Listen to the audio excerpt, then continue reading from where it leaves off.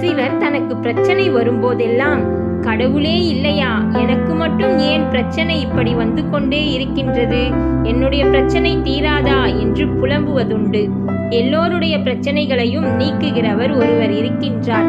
வேதத்தில் ஏசாயா 45:22 பூமியின் எல்லையெங்கும் உள்ளவர்களே, என்னை நோக்கி பாருங்கள், அப்பொழுது ரட்சிக்கப்படுவீர்கள்.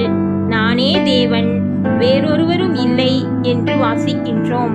சங்கீதம் 65:5 பூமியின் கடையாந்தரங்களிலும் தூரமான சமுத்திரங்களிலும் உள்ளவர்கள் எல்லாரும் நம்பும் நம்பிக்கையாயிருக்கிற எங்கள் ரட்சிப்பின் தேவனே, நீர் பயங்கரமான காரியங்களை செய்கிறதினால் எங்களுக்கு நீதியுள்ள உத்தரவு அருளுகிறீர் என்று வாசிக்கின்றோம். பூமியின் கடையாந்தரங்களில் இருந்தாலும் தூரமான சமுத்திரங்களில் இருந்தாலும் எல்லோரும் நம்பத்தக்க நம்பிக்கைக்கு உரியவர் தேவனாகிய கர்த்தர்.